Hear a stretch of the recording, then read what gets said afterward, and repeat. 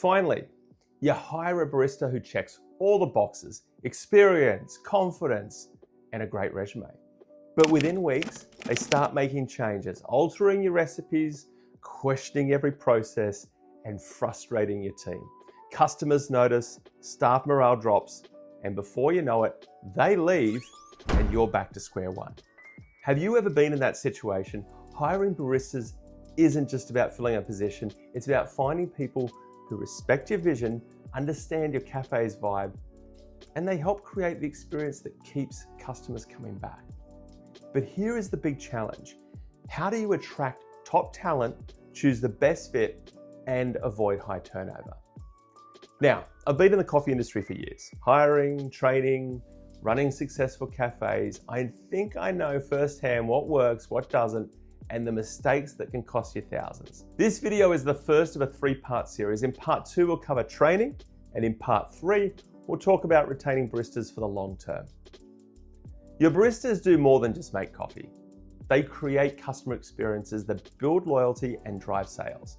A great barista means higher customer retention and repeat business, smoother operations and better teamwork, increased sales through quality service and upselling skills. And you know what? It just makes a more enjoyable, efficient work environment. On the flip side, hiring the wrong barista can lead to inconsistent service, poor morale, and of course, high turnover. Investing time in finding the right fit now is going to save you a lot of headaches later on. So let's take a look at some of the biggest hiring mistakes. The first mistake a lot of coffee shop owners make when hiring baristas is focusing too much on experience and not enough on the attitude. Some of my best hires had zero prior barista experience, but came with a great attitude and an excitement to learn. One of them now actually runs multiple busy cafes. On the other hand, some of my worst hires were the most experienced, but they refused to adapt to our workflow, trying to change everything before they even understood why we were doing things a certain way. Of course, there are exceptions. If you find a well-trained barista with a great attitude, that is gold.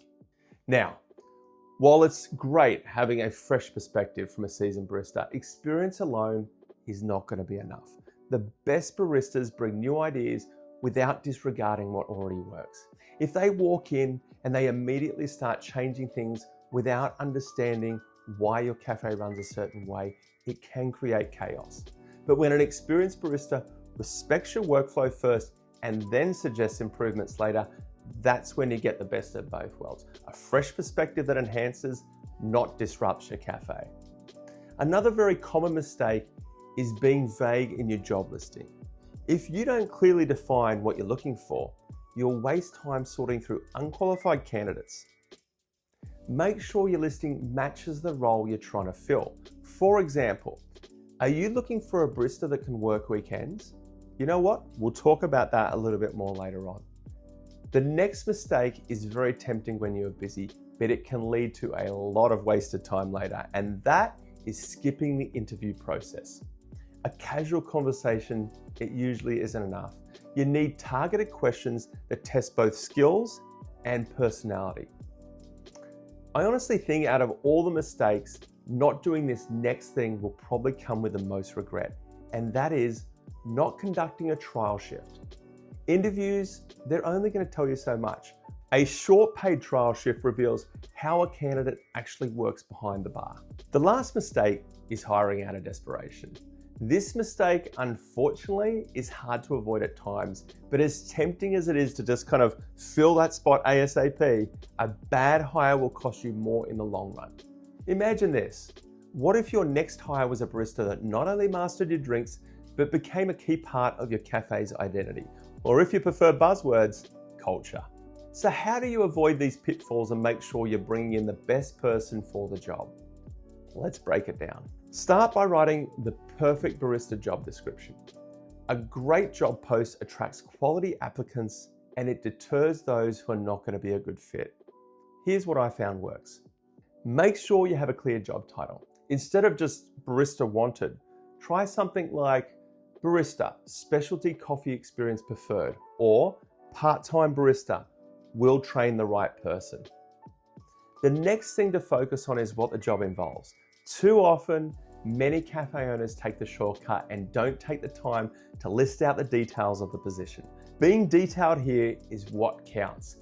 Outline the daily responsibilities like making coffee, customer interactions, cleaning duties, and team collaboration. So, who is your ideal candidate? The short answer is, it depends on what you're looking for.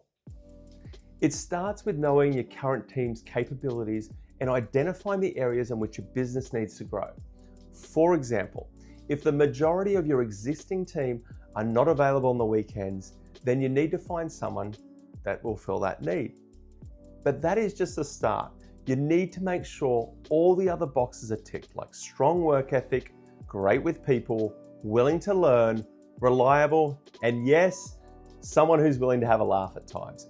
Because let's be real, if they can't crack a smile after their third extra hot, oat milk, sugar-free, vanilla, half-caff, upside-down macchiato order, they're probably not going to survive the shift.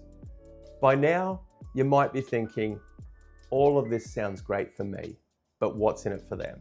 And that brings us to compensation and perks.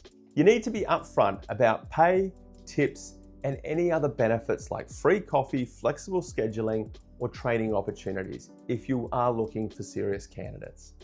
Doing market research on barista salaries helps to know what to offer in your area. There are many online resources these days that will give you that information, such as Glassdoor and Indeed. If that doesn't work though, checking with fellow cafe owners is another great way to make sure that what you're offering is actually going to be competitive. You could always sweeten the deal too with a sign-on bonus or retention bonus for the right candidate. Last but not least is making sure you don't try to fit a square peg in a round hole. This is where so many cafe owners make compromises and they rush to hire a candidate that might not quite fit the coffee shop's culture. Describe what makes your coffee shop unique. Are you a fast-paced grab-and-go spot or a community-focused third-wave cafe? Candidates should know exactly what to expect. So, you've got the perfect job description. Nice. But do your applicants actually know how to apply? Be crystal clear on the process. Do they need a resume, a cover letter, a quick video stating why they're the next coffee superstar? Whatever it is, spell it out. Because if they're left guessing, you'll either get nothing or a DM that just says, hey, still hiring? All right, so you know what you're looking for. Someone hardworking, reliable, great with people, and ideally not allergic to early mornings. But now comes the real challenge, finding them. Because let's be honest, great baristas, they don't just fall from the sky, though that would be nice. So where do you find these mythical coffee unicorns? I always start with the quickest and the easiest, and that is asking my own existing employees for referrals. They already know the culture and they know what the job requires. Or maybe you can offer a bonus if a current employee refers someone. Next is letting my regulars know. Some of your best hires might already love your cafe. Social media is a great way to get the word out, whether it's your own social pages or other online avenues. Coffee industry job boards like Sprudge Jobs, Coffee Jobs, and Barista Exchange will attract experienced professionals here in the US. The key is to experiment rather than just relying on generic job sites. You might also want to try barista training schools. Many of these schools have job placement services or to students looking for work. But if you really want to boost your hiring campaign, host a latte art competition where the best baristas in town compete at your cafe. This will give your business more visibility in the coffee scene, and it has many advantages such as staff retention and morale boost. But we'll do more on that in my next video. Congratulations, you finally have those candidates ready to interview. But how can you make sure you run an effective interview process, making sure you secure the best candidates before they take another job? You don't have a lot of time to waste with a long drawn out process, so start quickly screening resumes to filter out the best. Schedule a video or phone screen to weed out the rest. If you're looking for the types of questions to ask, click the link to download my free Barista Hiring Toolkit. All right, The time has come to invite the screen candidates for a paid trial shift. Make sure your invite prepares them for success. Include details such as appropriate dress code. If ripped jeans and Crocs are not your vibe, then you need to let your candidate know. So here's a technique I use to save time. Set up a hiring date, like a job fair, where multiple candidates pick a time slot. This prevents wasted time on no-shows and shows candidates that they have competition.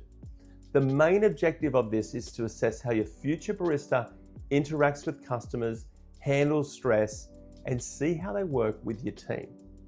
Assuming all this goes well, it's time to take a chance and close the deal. This means making an offer. Good baristas hire fast, so make that offer quickly. So by now, you have a solid strategy for hiring the right baristas, from writing an effective job description to interviewing and trial shifts. But here's the thing, hiring is just the first battle. The real challenge, making sure your new hire doesn't turn into a latte art disaster or a ghost who mysteriously vanishes from the schedule. Training is everything, and that's exactly what we're tackling in part 2. So unless you love the sound of, how do I steam the milk again? During a busy rush, you won't want to miss it.